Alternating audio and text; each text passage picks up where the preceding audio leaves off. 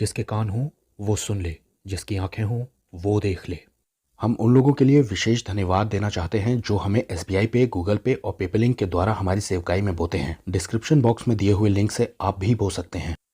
लेकिन मैं तुमसे कहता हूं कि अपने दुश्मनों से मोहब्बत करो और वो जो तुम्हें सताते हैं उनके लिए दुआ करो।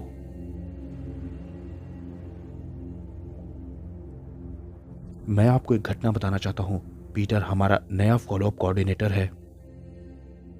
उसने कहा कि उसे एक फ़ोन कॉल आया सेल फोन पर, वो जो हम ब्रॉडकास्ट करते हैं अपने चैनल पर। दूसरी तरफ एक आदमी था जिसका नाम मोहम्मद था और मोहम्मद ने कहा कि मुझे तुमसे मिलना है। अब नॉर्मली हमारे आदमी कहते हैं कि ये ठीक नहीं रहेगा, पहले फ़ोन से ही बात करते हैं, लेकिन इस आदमी के बारे में उसे लगा कि प्रभु ने कहा है कि जाओ इससे मिलो। अब ये बन चुका था जिसे कहना चाहिए आईएसआईएस का शहजादा, एक ऐसा शख्स जिसके लिए दूसरे आईएसआईएस मेंबर मरने के लिए जान देने के लिए तैयार रहते हैं।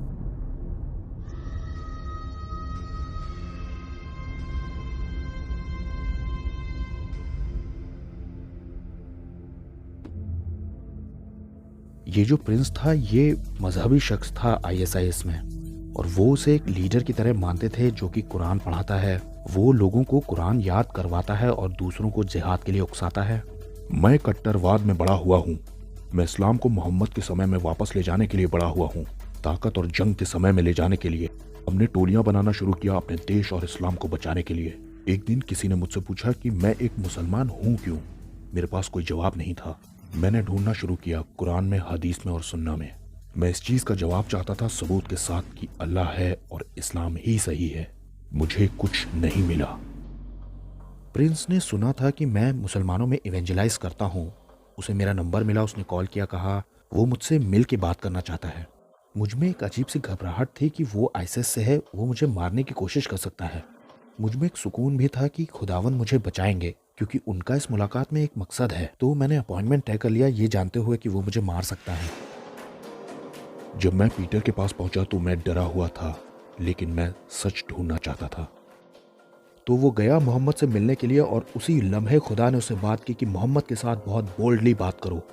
मैंने सीधे ही उससे कहा कि हमारा खुदा तुम्हारा खुदा नहीं है।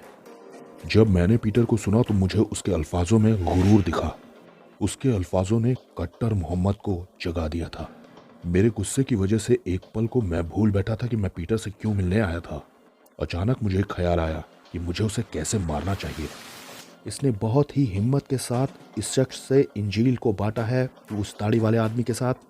जब मैं ये सब उससे कह रहा था उसने रोना शुरू कर दिया। कौन सी चीज मुझे रुला रही थी मैं नहीं जानता। जब वो रो रहा था मैंने उसके कंधे पर हाथ रख के उसके लिए दुआ शुरू कर दी। तब वो उठा और चला गया।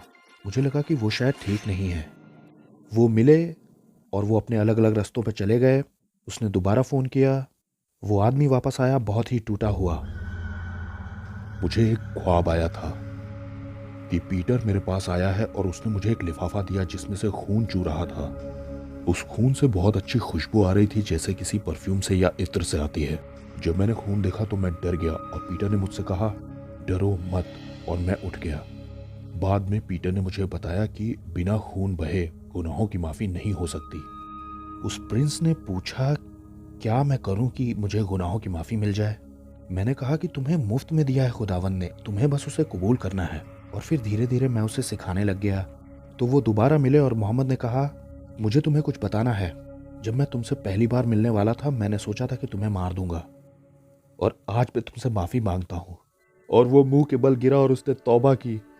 मैंने पीटर से जल्दी जल्दी मिलना शुरू कर दिया और मैंने वो मोहब्बत देखी जो इस्लाम में है ही नहीं। वो प्रभु के साथ बहुत अच्छे से चलने लग गया। उसने अपनी दाढ़ी बना डाली, उसकी पूरी जिंदगी बदल गई। और तब उसने पूछा बपतिस्मा लेने के लिए।